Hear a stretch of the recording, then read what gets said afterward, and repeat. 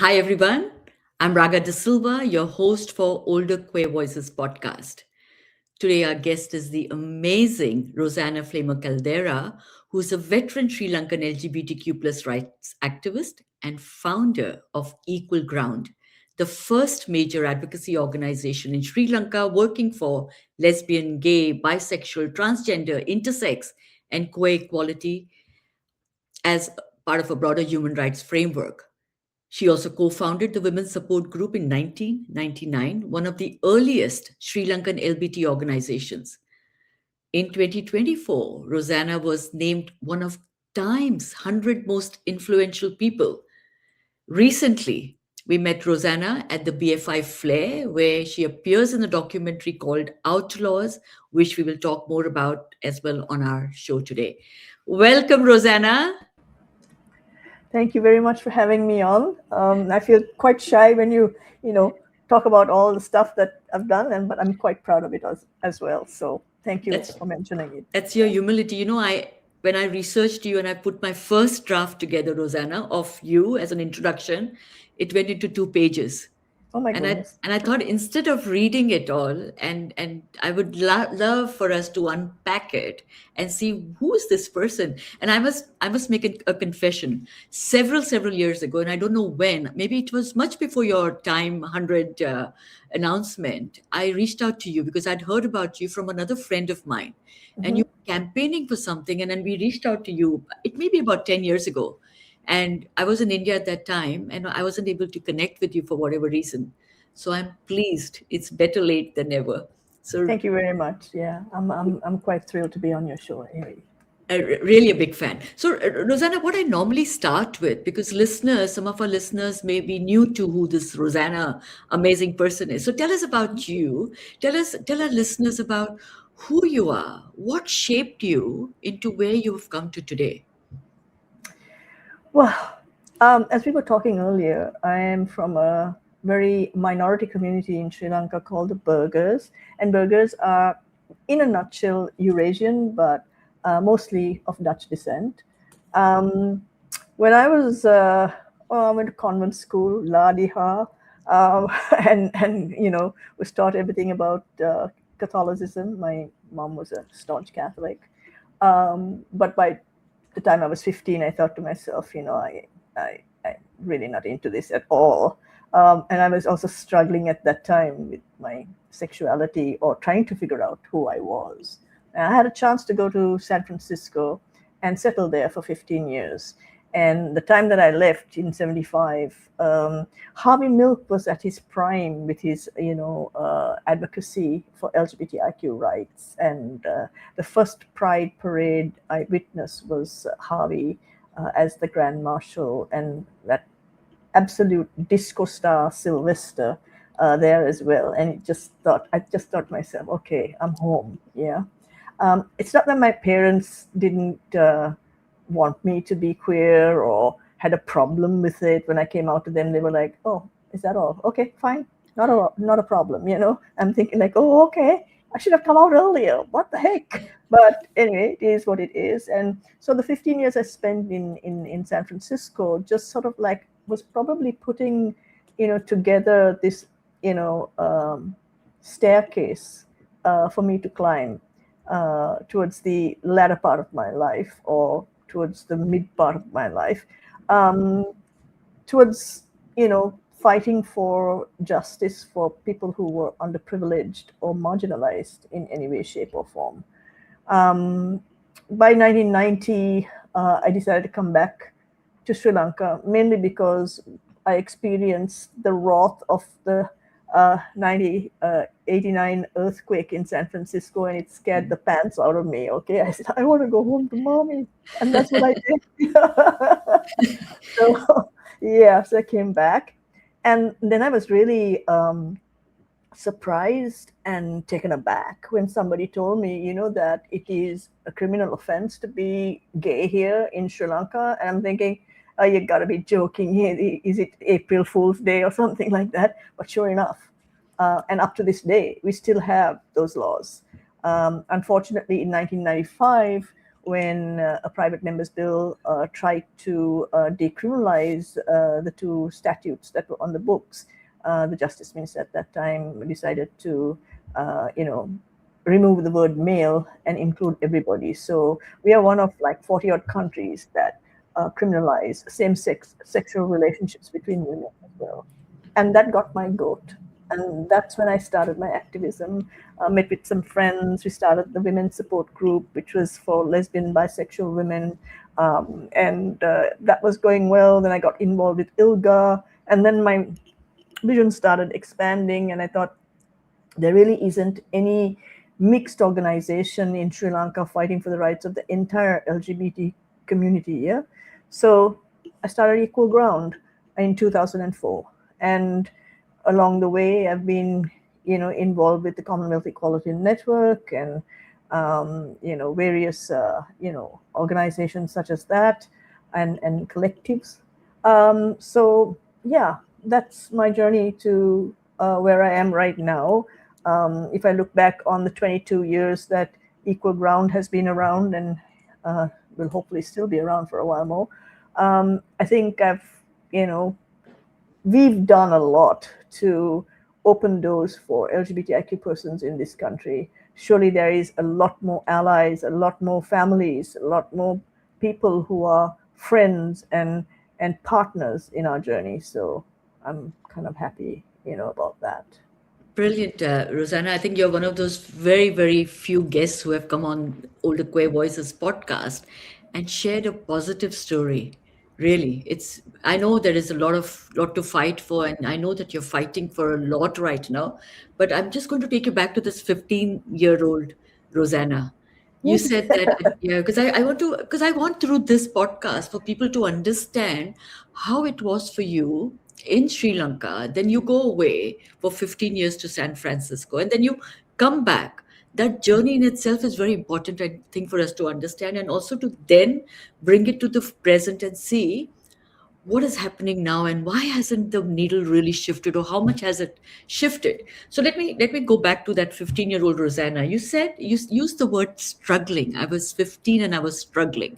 So I want to know, at that point when you were struggling with your sexual identity at 15 in Sri Lanka, why were you struggling? How did you even know that about your, how were you even questioning your Well, sexual I identity? fell in love with a woman. And that's what happened. Yeah. I Um, guess.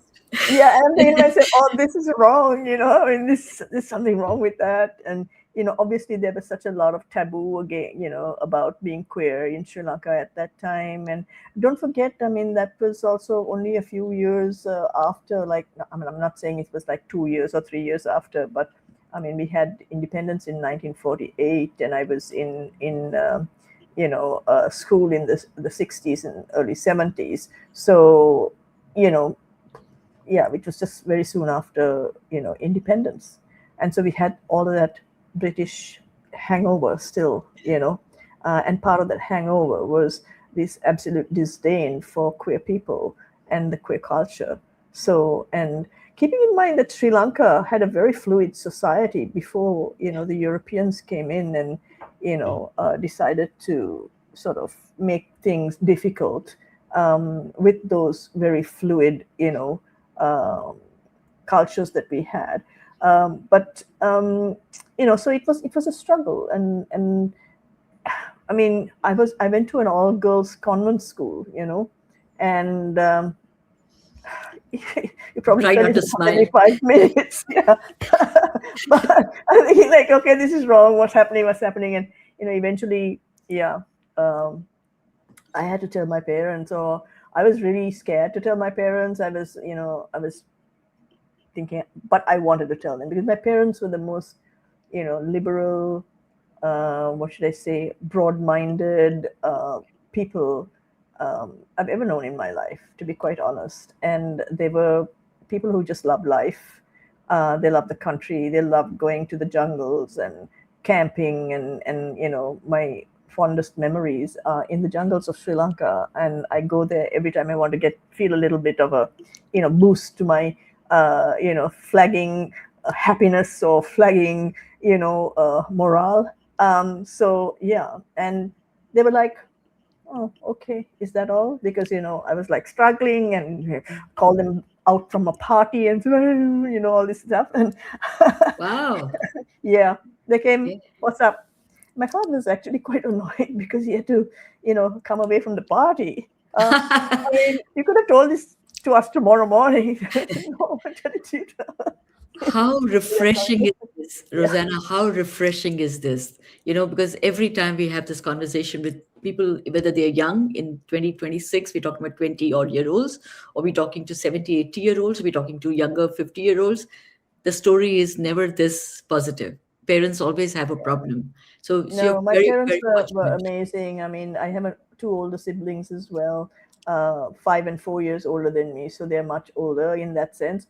And they were fine with all the parties that we used to go for and all the kids that we used to hang out with, and they always told us, just be honest, Yeah, just don't lie to us. That's all. And there was never a reason to lie to them because they accepted whatever we told them, unless, of course, they found out otherwise. But I've never lied to my parents. I don't think brilliant. ever. Yeah. That's lovely. So I'm going to stay back in that time, your 15-year-old self, because I just want to understand at that time around you, was there any visibility of queer life? Because you No, said there was no. stigma, but Yeah. stigma only happens if you talk about something, right? Yeah, But but there is always a situation where people suspect that certain people are gay or lesbian, and they would talk about them in a bad way, you yes, know. So, oh, we think that that guy is like that, and or that woman is like that, or she's been like this and that, So, it rubs off on you, and you're thinking to yourself, my yeah. goodness, I mean, is that the way? I mean, we're not supposed to be like that. I guess. What's going on? I was very conflicted. I was very Yeah. confused. So yeah, Okay, so I understand that. So then you go away to San Francisco. You've spent 15 years, which is your main life, right? Your adulthood you're spending, beautiful. And you said you used the word home, and you said yeah. said that you felt you had come home. Can you tell us what does that mean? What does coming home mean? Well, coming to a city that celebrated queer lives and was one of the biggest hubs for the queer community from all parts of the United States, places like San Francisco, New York, where people were free to be themselves and celebrate who they were. And to be quite honest, San Francisco was really open to all of the queer people migrating towards their city, and setting up shop there. So the Castro was full of gay bars, gay bookstores, gay shops. Um, you know, Everything was queer. And the parade, the Pride parade that they started, it was all a big celebration of who they were, and they were free to be them. So I felt that I had come home, that I was free to be myself and love who I want and be who I am. So it taught me a lot. Yeah. It's lovely to hear that, Rosanna. So in that time, that now the first 30 years of your life are all about, finding your identity, living your identity, feeling at home, and then you make this decision of going back to your home, to your real biological home, not your adopted home, to back to Sri Lanka. So you Mhm. said that it kind of surprised you in a way. It kind of shocked you that there were still anti-laws against, the Yeah, see, the LGBT. thing was, nobody was talking about laws. Nobody was talking about, being queer or anything when I left. Yeah. I didn't leave when I was 15. I left when I was around 17 or 18. Okay. So nobody was discussing it. Nobody was looking at it in a positive fashion. So that was the problem, you see. But when I got back, again, I was braless, walking with skimpy t-shirts and stuff, because this is what we did in San Francisco. And then I realized quickly, uh-uh, don't do that. Okay. So with those kinds of awareness, I also picked up on the fact that being queer was frowned upon. And it was until we started meeting other people who were like us, that we decided to form the women's support group, because there was Okay. no support group or no organization that was working on behalf of lesbian and bisexual women at the time. Yeah. um, so yeah. um, So That's how it went. is this what started your activism journey basically in Yes, indeed. Yeah, 1999? Yeah, it that's is it? right. Yeah, And yeah. did you set up the women's group first, thinking it's for just gay women, as a lot of people just put us in a Yeah, the box as women's support group was yeah. mainly for queer women. Yeah. Okay. Because there was plenty of organizations for, cis women, um, but there was nothing for queer women. There was an organization that was doing HIV/AIDS work, and looking out for like gay men, bisexual men, and trans women. So this was something that we decided was needed.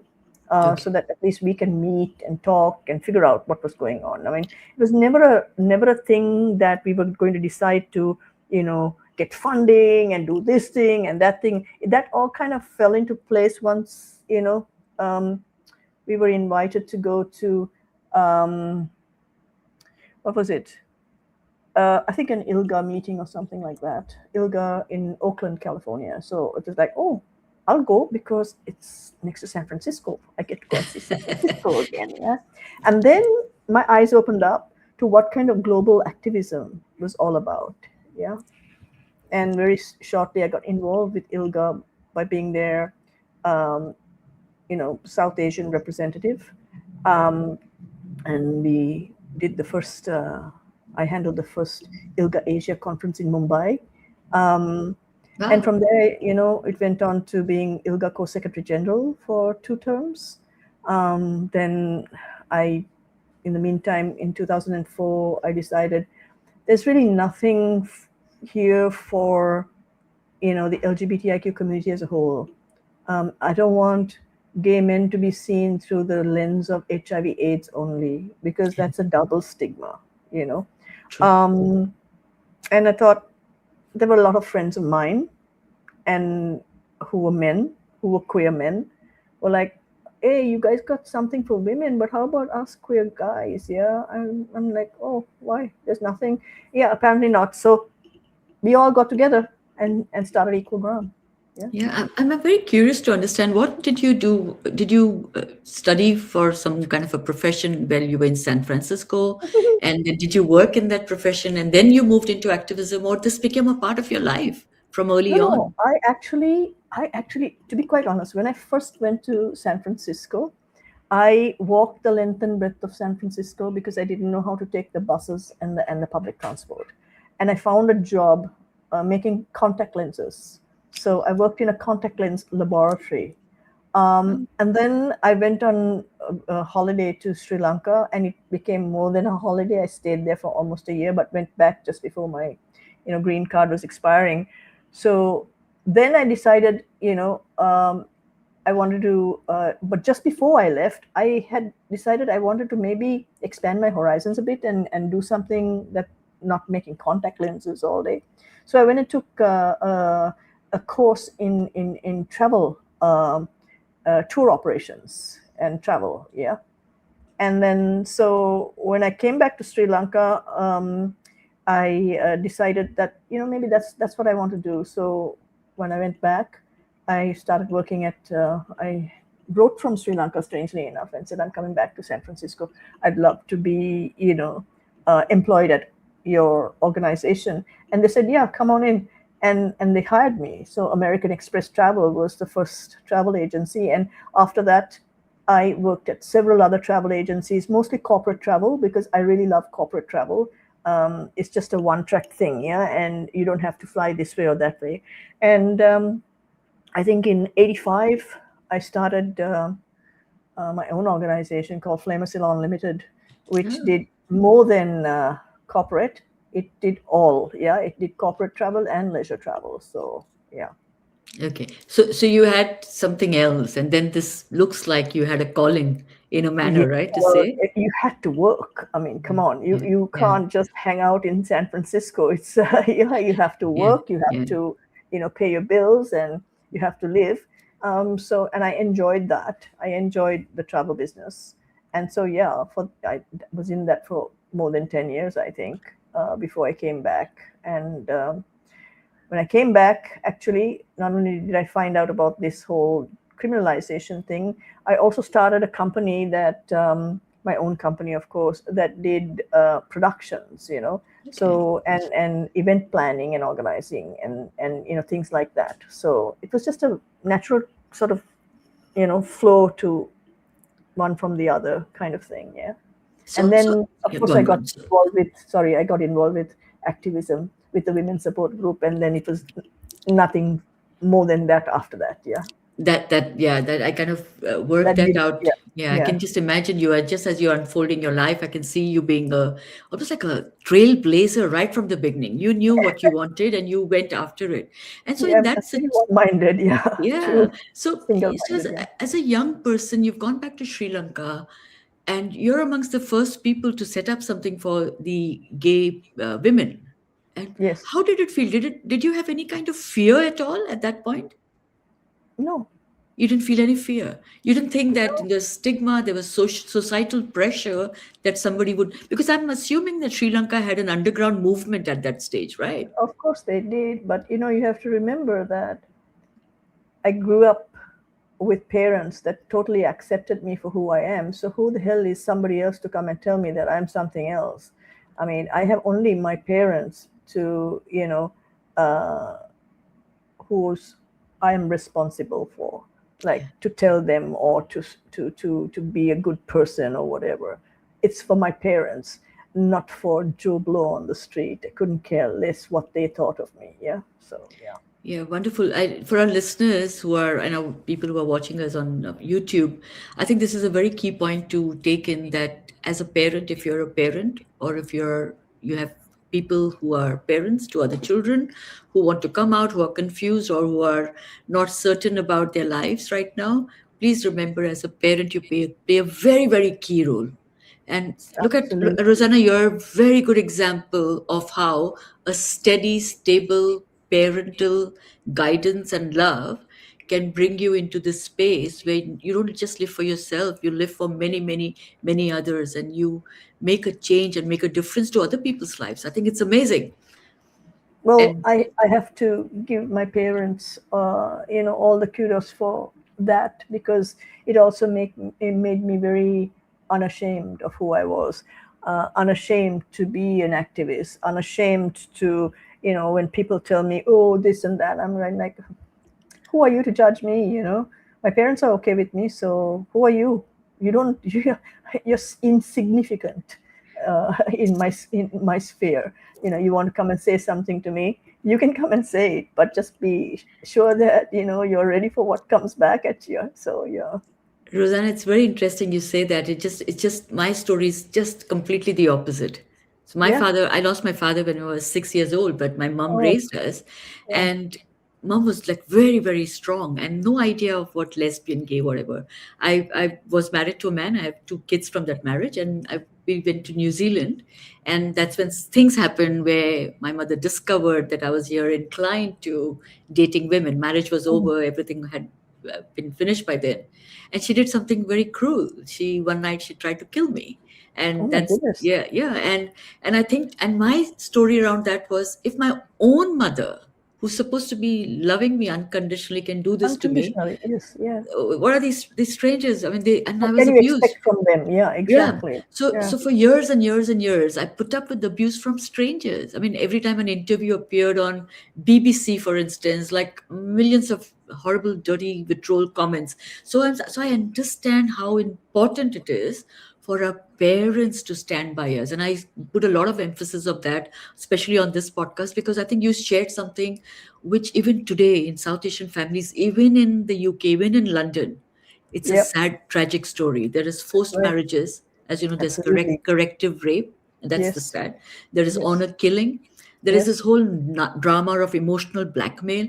Mother will Oh, that not that's eat. that's the biggest one. Yeah. Yeah, yeah, That's very South Asian. yeah, exactly. And conversion practices, Yeah. right? Uh-huh. So we'll come to that now. So while you've had this fantastic positive life, but what did you see happening in Sri Lanka, and what do you see happening in the present as well within our community? Yeah.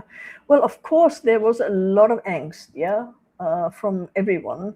But with Equal Ground, we were focusing not just only with changing the laws or changing, policy. We were also looking at changing mindsets. And so, we did a lot of things, including having some fantastic drag shows that were, full of people who were also heterosexual.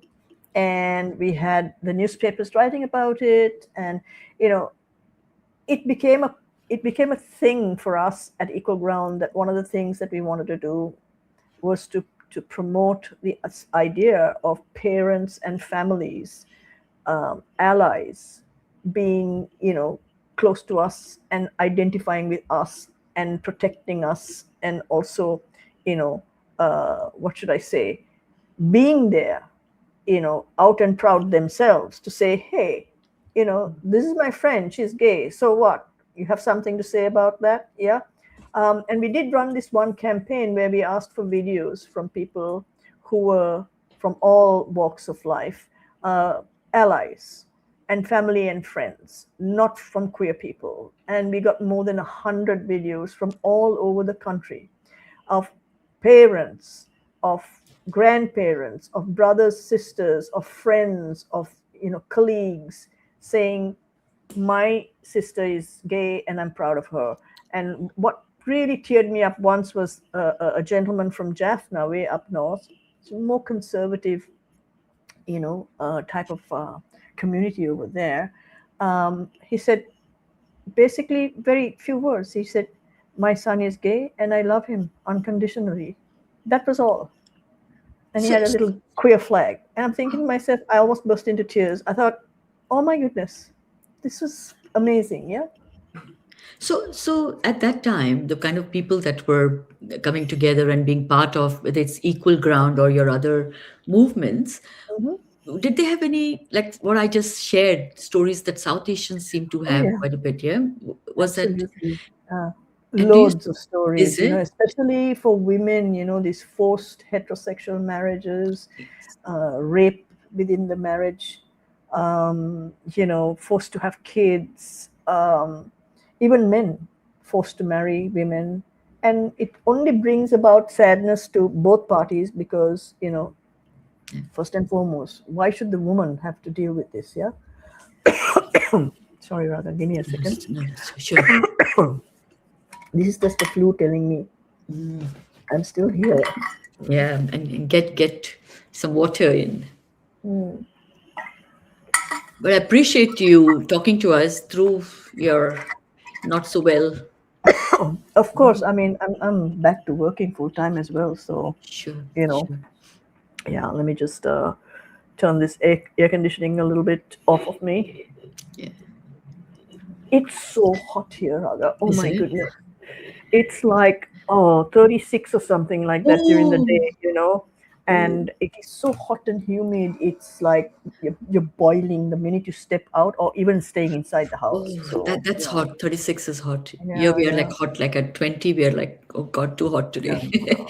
Okay. I think I exaggerate. I think it's like 34 actually, but 34 is a hell of a lot more than we are used to here. Sure. Just an average April type of hot season on the way for the monsoon to set is around normally used to be around 28, 29 when I was growing up, and now it's like 34. Yeah, Yeah. so you can Climate imagine that. I mean, that's just a signal of global warming. Yes, So absolutely, absolutely.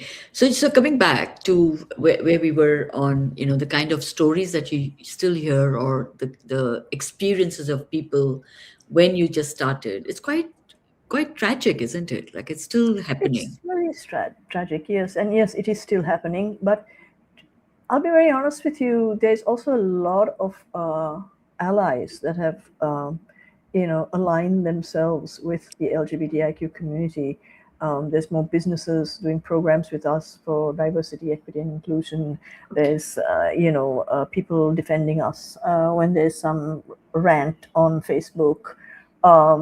There's more people, interested in doing stuff with us and, donating towards Pride or actually coming for Pride. I mean, last year's Pride was the biggest one we had. Now, we don't count ourselves as lucky as, say, London Pride with like 1.5 million or 2 million people.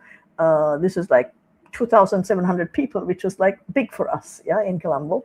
So yeah, and it was also not only queer people, but it was a lot of allies and friends and family that attended. So, you know, Excellent, excellent. So I have this curiosity because you said obviously there is a lot of awareness that you are raising through your yeah, that's equal good. ground, and Hmm. of course the allies and how it all multiplies. I just want to understand the media, not in terms of the news articles, in terms of the television shows. Has the cinema changed? Has television, like in India, I know that they're making stuff for OTT platform where they have queer stories now, Mm, involved. So is that it hasn't happening? come that far. It hasn't We come that haven't. far. It hasn't No, yet. no. I mean, Okay. of course, you'll see movies on, like mainstream cinemas with a queer theme or whatever. I mean, I even saw one when I was like 16, 17, Okay. But, making films here and stuff like that, there have been one or two films that have been made. I mean, which is fantastic. And they don't think now that it's taboo to portray like a queer person or in a film. So it's not as bad as it used to be. Of course, it could be a lot better. It could be more stuff happening in that area, but you know you have to remember what a conservative country this is and was, and still is. And right now, because of the situation in the US with all of this right wing propaganda against the LGBTIQ community, even the right wing politicians here are basically scapegoating the LGBTIQ community and trying to cause trouble for the new government by saying that they're allowing all these pedophiles to come, and why are you doing this and that, and it's just stupid, what should I say, uneducated, vindictive nonsense. But it resonates with the Joe Blow on the street or the person in the village, yeah. Yeah. And they're Yeah. thinking, okay, if he's saying that, it must be true, I mean, it's Mm. bad, it's this and that. So they're trying to also erode the 22 years of work that we have done, in this area. I mean, we've been to every single district and province of Sri Lanka over the 22 years. We've done, we've walked through paddy fields to get to a schoolhouse where we would do sensitizing programs.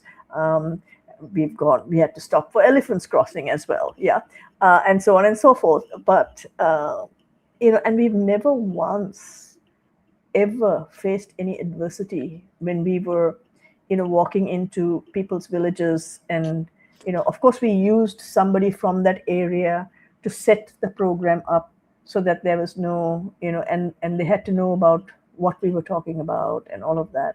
So as I said, we never had one problem. And this was also, we started all these things while the war was still going on, yeah.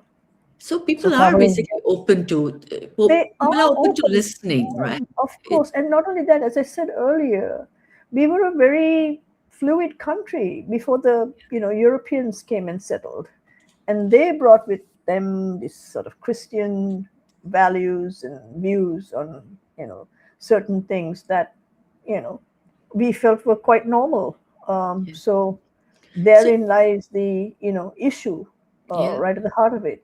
I mean, uh, outlaws basically put that in perspective with Henry yeah, VIII, and yeah. who started the ball rolling. And obviously, he didn't have a clue that it was going to, you know, snowball into something that was, tragic for a lot of LGBTIQ communities over the world. Yeah. So we'll talk a little bit more about that because I just do want to talk about the fluid. You said that there was fluidity, right? It was very fluid, Sri Lanka, like India is.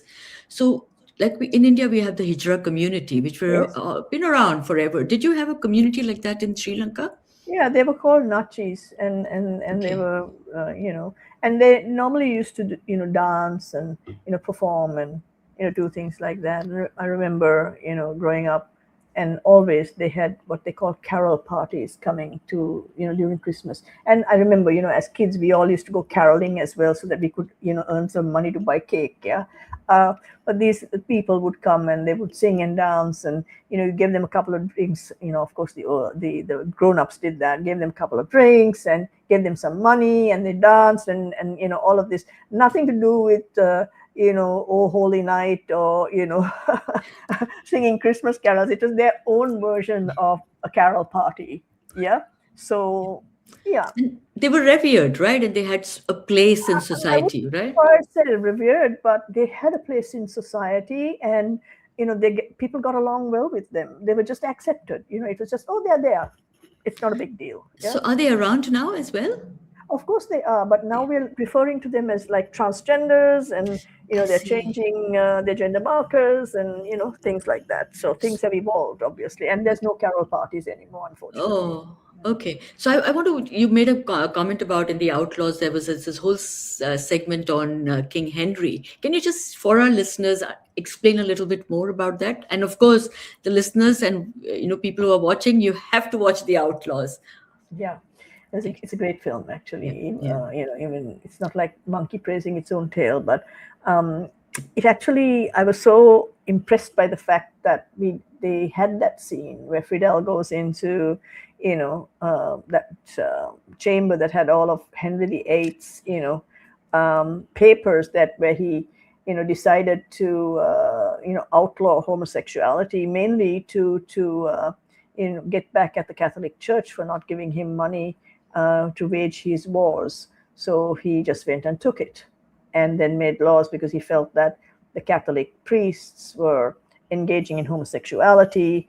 Also, everybody said so. In order to stop that, and in order to get back at the church, so it was a big convoluted story. But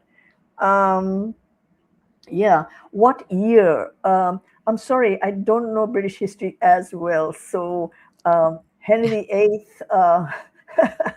was many years ago. I think maybe 300 years ago, if I'm not mistaken. Yeah, I also think it was around 300 years ago, but Yeah. so one of us can research that and of course add to that. But this is it, right? This is what That was how people it have, started. how it started. And I just wanted to understand, you see that impact of that in whatever legislation has not been passed so far? And I'll tell you why I'm saying that. India passed its decriminalized homosexuality in, I know, 6th of September 2018. 2018. Yeah, Yeah. yeah. I know it was a freedom for all of us. Yeah. Did you at that point feel that, gosh, now it's come close to home nearly, now it's our turn? And did your fight become stronger after that, or you can't see any hope? Well, there's always hope, and we always need to push for reform, regardless of what successive governments have done to us.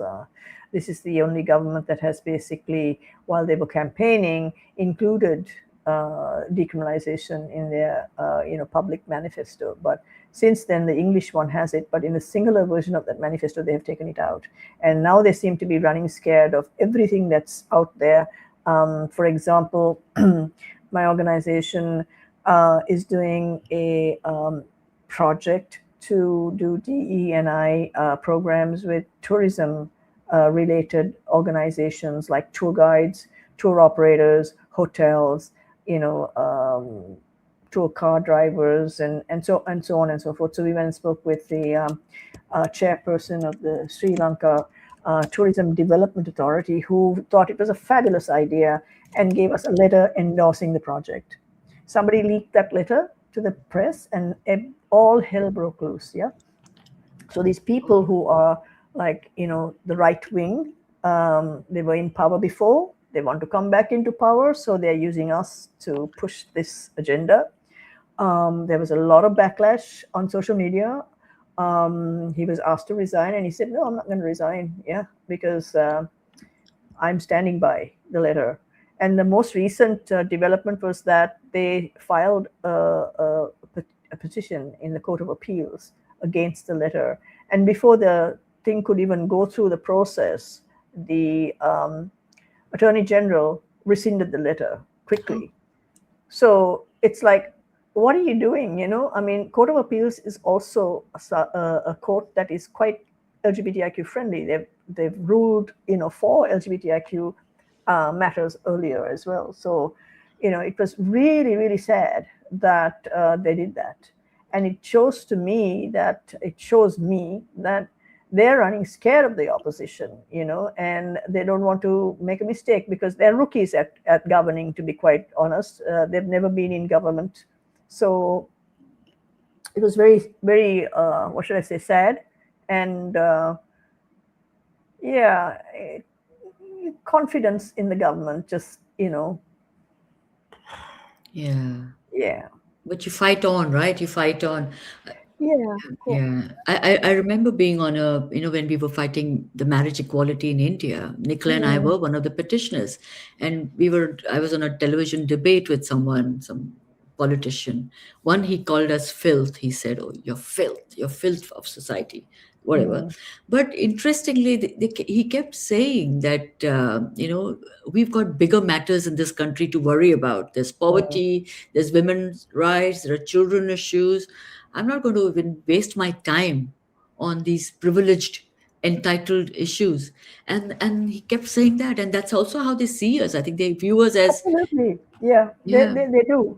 I mean, they don't realize the depth of suffering of people. Like, okay, you see people like me, for example, and I'm privileged. Of course, I'm privileged. Yeah, I'm privileged mostly because I had fantastic parents who, couldn't care less whether I was gay, straight, or the woman on the moon.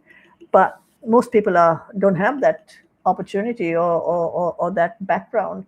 And people in villages and stuff like that, they go through a lot of hardship, and a yeah, lot of curative rape, a lot of forced heterosexual marriages, a lot of beatings and shaming, and all kinds of things. So how can that not be a problem that needs to be addressed?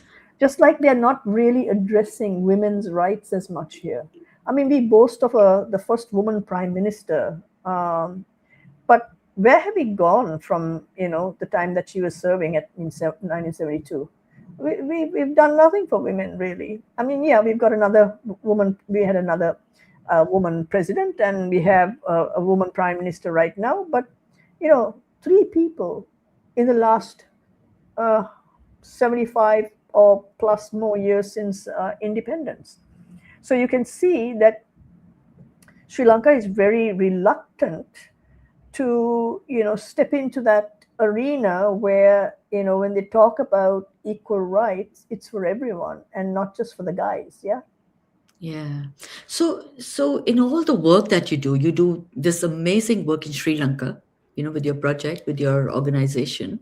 And we will put that up as well, because I think if people want to find out what work you do, where, I think it's your website is the best place, right, for them to, Yeah. yeah, and Equal Ground website here.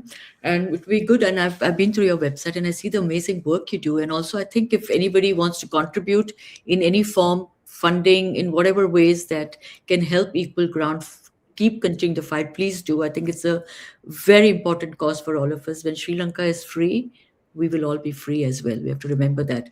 But coming back, Rosanna, to this is like, with all these fights that you've had, with all this activism work that you do, not just within your country, but you also fight for rights in the UN. So, what has been the biggest challenge that you faced? You feel, and how can we find a solution? Well, I think the biggest challenge that everybody faces is, government apathy towards the cause. Now, unfortunately, because of what's happening in the US, it's also trickling down to places like Sri Lanka, because now, for example, in the last couple of months, the gender recognition certificate for transgender persons to change their gender markers is now being, what should I say, challenged in the Supreme Court by people from the far right. Yeah. So it's non-stop. First, they hassled us for the tourism project, and the letter from the Sri Lanka Tourism Development Authority. Now that that's passed now because they rescinded the letter, but we are still doing the project. So la di ha. But now they've decided, let's do this, and make transgender people's lives miserable, you know. And so these things are like one by one, they're trying to erode all the rights we have gained so far, you know. And Yeah. that is happening across the globe, which is really concerning and it's very sad.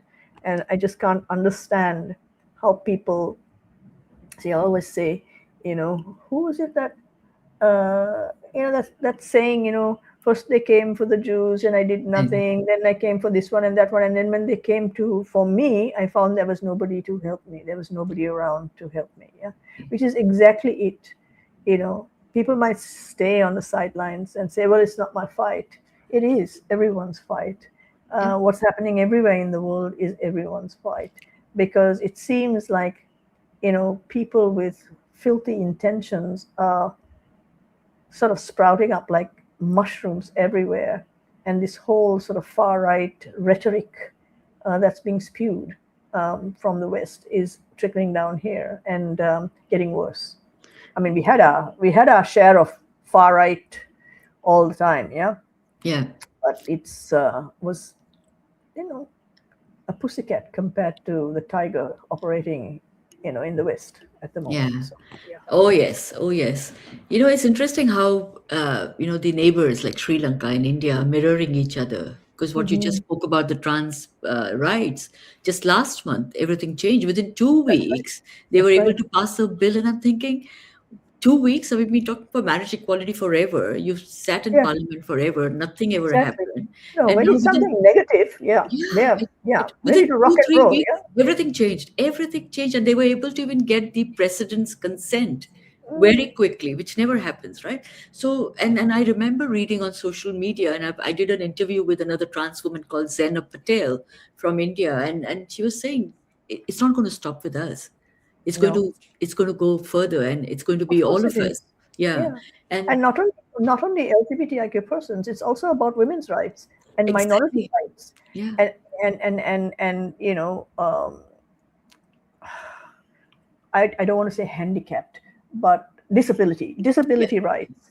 yeah. You know, all those things are going to be, you know, under fire because somebody has a problem with it. Yeah. Yeah, we are reversing basically. We're going back. We are like, I can't even think about the word, but that's happening. I mean, it's happening in the West. Women's rights are slowly being taken out. Like, we need to be at home, we need to be in the kitchen, and we need to cook, and we need to have babies and look after the babies. That's all is happening right now. Well, I'm telling you, if every single woman said no more and crossed their Yes, legs, yeah, we'd have less of absolutely. these jerk offs, you know, being born. So, Yeah, yeah. But Rosanna, this is the good thing that I feel is happening, because when in London, I'm not sure whether you were here at that time, a couple of weeks ago, we had a march here.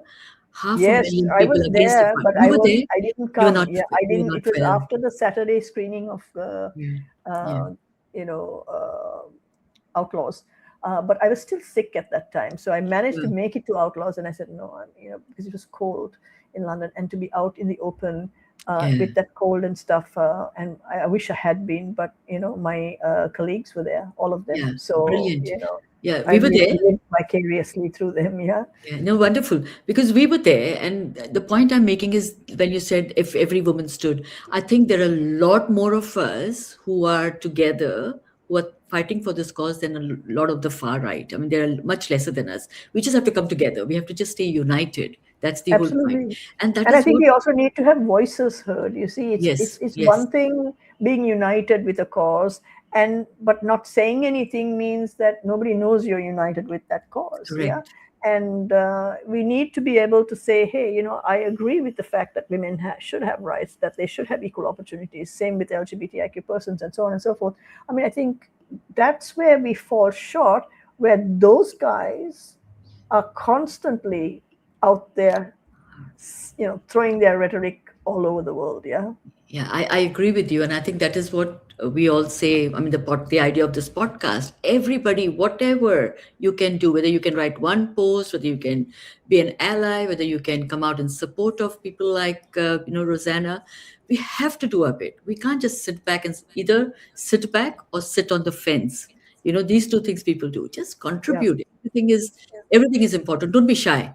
I mean, it's okay. It's okay to fight for yourself and for others.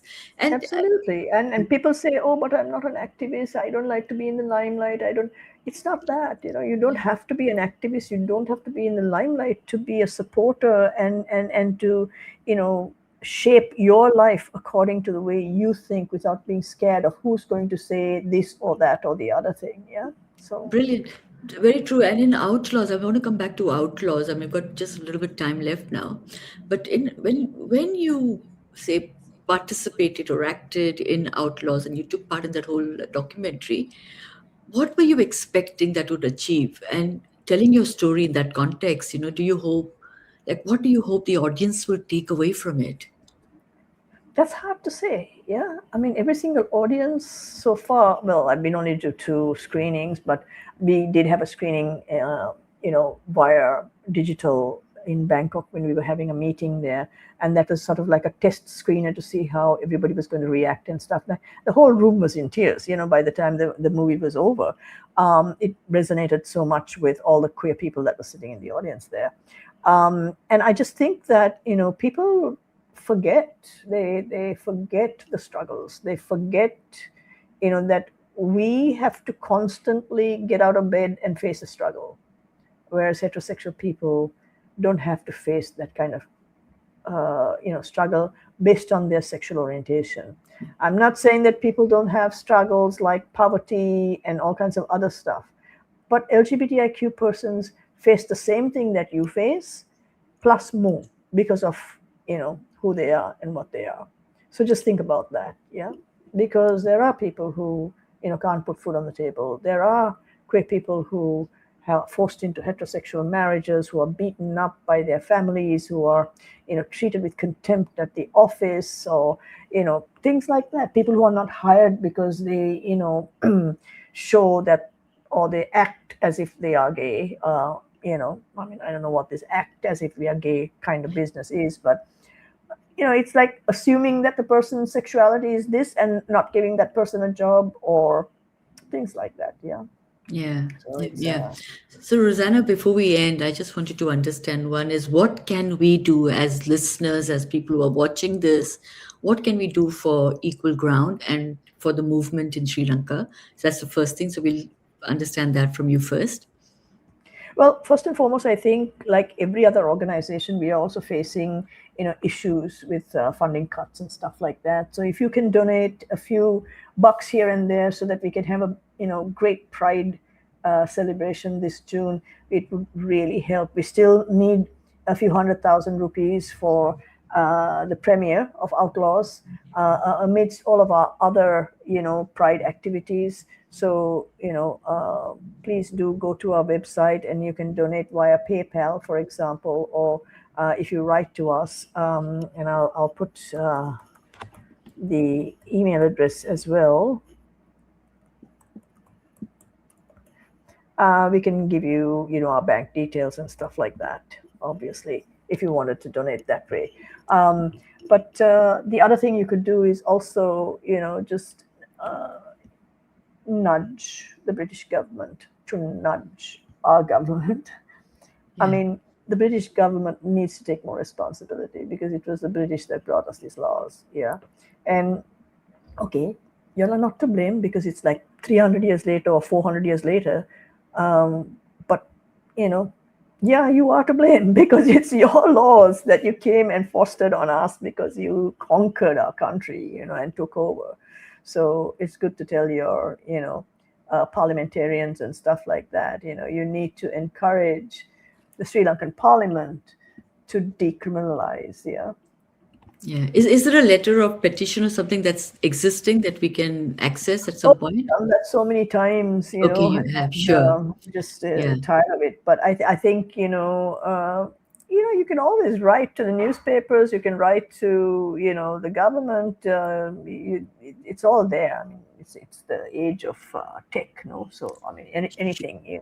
Every time that the government minister walks out to go to the toilet, it's on the news. So Yeah, yeah, yeah, yeah, yeah, everything is there. So yeah. And just that we've had such a wonderful conversation with you, Rosanna. I've kind of learned so much about you, of course, but about your movement, your work that you do, and about the challenges also that are still being, faced within Sri Lanka.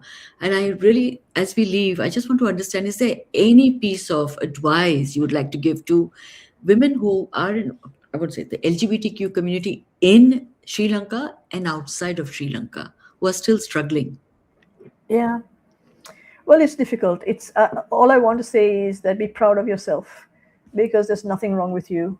You are intelligent. You are beautiful. Be proud of yourself, and no matter how much people try to put you down, just know that you're special. Just know that you are valid. You are important. Yeah, That's, because yeah. self-deprecating, attitudes is a thing that really puts our community down a lot, and rightly so, because we are all the time told that we are not good for anything. Yeah, so we need to say, yeah, we are good for a lot of things, and there's a lot of queer people who have reached great heights. And it's not because of anything, but because they're determined to do it. Yeah. Whether it's in sports or in politics or in movies or any, entertainment or whatever, we're there. We're everywhere. And we have allies across the globe. So we are with you. And we're not going anywhere, for Not going sure. anywhere. Not going Hmm. anywhere. Just, and before we end, I want to understand, what would you like to say to the parents who are listening, parents of people from our community who are listening? What would you like to say to them? What I'd love to say to the parents is that embrace your child, regardless of their sexual orientation or gender identity. You know, you gave birth to them. So you're responsible for making sure that they turn out to be fantastic human beings. And they can only be fantastic human beings if they can realize their true potentials and not be afraid of this or that or the other thing, or what you would say if they were to bring their girlfriend home, or their boyfriend home, or their partner or whoever. You should love them unconditionally and give them all the support, because that's what parents should do. Excellent final words from you, Rosanna. Thank you so much. Really excellent. So Well, I'm thank going you to, for having me on this show. You haven't talked anything about aging, so I don't know. I oh, suppose, I suppose the whole transition from where I went to the States and this and that, and I spoke about my age. So obviously everybody knows that I'm way yeah, over 50. Yeah. I don't really ever speak about aging in that way, but I do ask some Yeah. people about what they think of the word older and queer. If you want to respond to that, you're very welcome, because Well, queer I'm seems to I'm I'm be, older and I'm yeah, queer, and yeah. I'm still fighting and I'm still going. It doesn't mean to say that I have to stop just because I'm advancing in years. Yeah, it's like your state of mind. You can do anything you want to do, regardless of your age. So Since go for it. since you asked about aging, then I'm going to ask you one very important question: is Okay. do you feel that in our community, especially in our community, because youth is celebrated, do you think you are celebrated as you are growing older, as you are advancing in age, as you said, or do you think that you sometimes may feel that you're dismissed or ignored because of your age? Well, I'll tell you something. The most amount of what should I say? Uh, I don't want to say it's any kind of like insult or anything like that, but I feel that my own community members sometimes are an issue where that is concerned, and it's not only because of my age; it's also because of my gender. Yeah, because this is a very patriarchal country, and so even in the LGBTIQ community, there is patriarchy and there is misogyny. So we need to get rid of all of that as well. So just because we're queer doesn't mean to say we are free of bias, because we do have a lot of bias within our communities as well. Can you So, expand on this? well, yeah, I mean, in my country, for example, I'm a woman and I have achieved certain things, and there's a lot of jealousy behind that. They look at my skin and say, "Oh, she's white, so she's privileged. She must have a lot of money. That's why she can go here, there, and everywhere." You know, it's all wrong. They don't know, and I'm not about to, explain things to them. And there are people from the community who trash me on Facebook. Yeah, and I just collect all the information and send it to the relevant people abroad like Ilga and say, hey, you hired this guy to be a research assistant, and this is what he's saying about me, and so yeah, I will do that kind of stuff. I'm not going to explain myself to people, yeah, because I don't need to. The Yeah. only people I needed to explain myself to were my parents. Unfortunately, they're not around anymore. But I carry them with me all the time, and they're the only people that I need to be upfront with Yeah. and explain. And what else can I say? That's it. Yeah, no, that's wonderful, and it's very important that we thank you for prompting me to talk about aging. For us, our guests are so put together beautifully, I must say, because by the time you're in your 50s, 60s, 70s, you've kind of become wiser. I hope all of us Yes, do. We learn, I hope. and Yeah, yeah, yeah, some of us haven't, but most of us do become wiser. And the stories, the lived experiences, the expertise, the experiences that you share there itself for me is all about aging and aging gracefully, and not just like for me, the day I turned 50, I said enough of living for myself and my family and for everybody else. Now I have to give back to the community, and I had to wait for 50 years because my responsibilities were quite different and my experiences yeah, were different. So to me, yeah, that is also part of aging, and not even worry about the number. The age really is a number. yeah. It is. Yeah, yeah, and live fully. And that's why I didn't really touch upon aging with you, because you're a very good example of, regardless of being this powerful, I think, like I called someone else the other day as well, powerhouse. And Oh, there are very few of you, Rosanna, and I hope that thank we will you. have more I of don't you. see myself as that, but yeah, thank you Well, for that. because you're a very humble human, but we need Oh, more of Rosannas in this world. And this is when, all of us will be free when we start standing for each other. And thank you so much. Thank you really so much. We've had a long conversation, but a very interesting conversation with you. And thank you for sharing your insights, experiences, and wisdom, I must say. And I must say that your long-standing commitment to human rights, from grassroots organizations in Sri Lanka to challenging, discriminatory laws at the UN, which we didn't really touch upon much, and participating in global, storytelling. To me, that is really big. Outlaws is a big example. It's a very valid example of how yeah, lives can be changed by these narratives. Share your story and share the struggles and the good things as well. And I thank you for that. absolutely. So yeah, and that's Thank it. you very much for having me on this podcast. You're Yeah, very, it's very actually welcome. an honor, and uh, thank you for choosing the questions that you wanted to ask me, which had a very nice, smooth roll. So I think so. Thank you. No, thank you. It just flowed with you. It was Yeah, like a very interesting conversation. And I want to thank all the listeners. If you want to nominate yourself, you want to nominate anyone, you want to share feedback, you want to make comment, please write to us at theviewsroom@gmail.com. And also thank you, Nicola Fenton, who's the producer, curator of this wonderful Older Queer Voices podcast. And see you all soon. thanks so much. Bye bye, everybody.